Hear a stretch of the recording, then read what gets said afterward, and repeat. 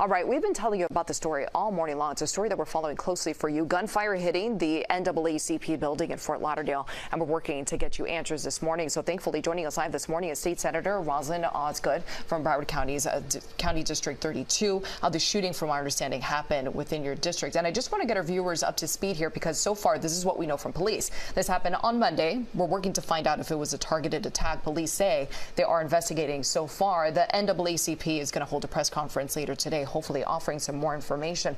But so far, talk to us about what you know about the shooting and why this is especially concerning.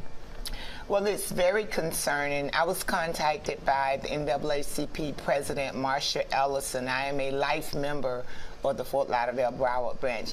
And it's very concerning because the NAACP is a very important part of the black community and black history. And it's just not okay for anyone to shoot up any building. Yeah, you talked about violence. You tweeted about this situation, talked about gun violence. What are you hoping to learn from police in the upcoming hours in the next few days? Well, I'm hoping that the police will identify the perpetrator and they will take the necessary actions.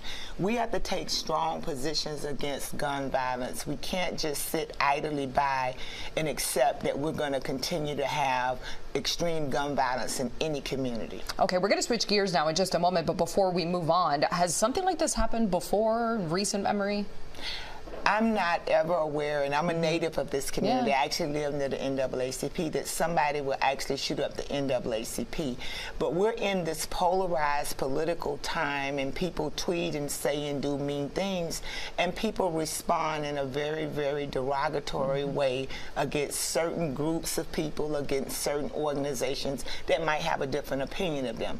And we just can't allow it to continue to happen. Yeah, and hopefully we get some answers soon. So yeah, now we do want to switch gears, because from understanding, you just flew in this morning from the Florida special session. You just arrived from Tallahassee. And so, you know, we've been covering that story as well all morning long. We've been talking about the immigration bill. So our question to you is, do you believe that Governor Ron DeSantis is actually going to sign off on this? Because we've seen there's sort of tension within his own party between the governor and GOP members of the state and the House.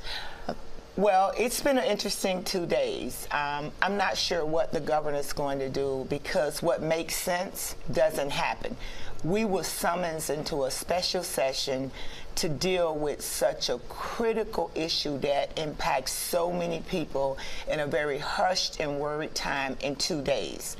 I was very excited of the leadership of the Senate President and the Speaker of the House that we didn't allow the governor to make policy when it's our job.